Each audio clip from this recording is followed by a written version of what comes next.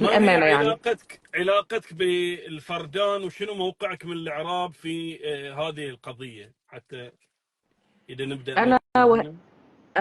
أنا كنت موكلته في البحرين بموجب توكيلات رسمية مصادق عليها في محاكم دبي وفي الخارجية، على البرج المسمى برج الإمارات في منطقة المنامة. طبعا هو الرخصة فيها برج كارلتون، ولكن هو مسماه يعني البرج برج الإمارات. أنا صورته حتى طبعتها وحطها هنا، شوي هعملها إطار كمان.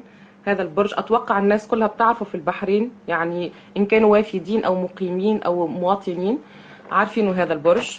أنا كنت موكلته على البرج اللي هو أصلا له شغال وله مؤجر وله مفروش ولا في أي شيء، من يوم ما خلصت الأشغال فيه من 2008 أتوقع أو 2007 لحد ما الساعة هذه اللي نحن نتكلم فيها، والبرج مسكر.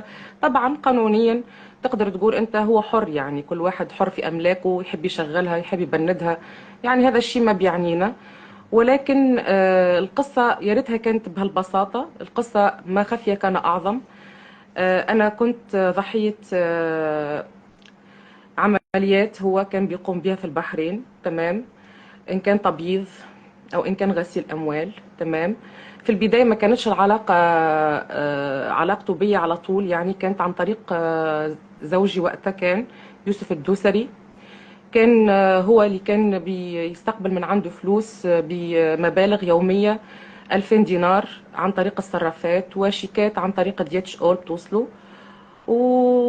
وحتى لما كان بتركيا أو بمصر أو بلبنان يبعث له في فلوس، ما بعرف ليش. وهنا كان السؤال يعني، وهنا كانت القصة. فأنا اتحطيت فيما بعد لما هو اتسجن، يوسف الدوسري اتسجن على قضية أخلاقية، تمام. أنا ما استدعوني فيها حتى كشاهدة، ولا عندي فيها أي علاقة الموضوع بتاعه، اتسجن فيها.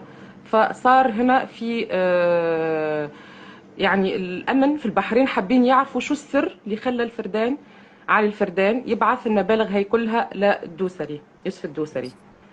فردوس. وطبعا يوسف الدوسري شافوا انه ما يعني ما قدروا يطلعوا منه لا خبر ولا عرفوا ياخذوا منه الموضوع شو هو بالضبط. فطبيعي اني انا حيكون ورقة ضغط، تمام، حتى يعرفوا شو هو الموضوع.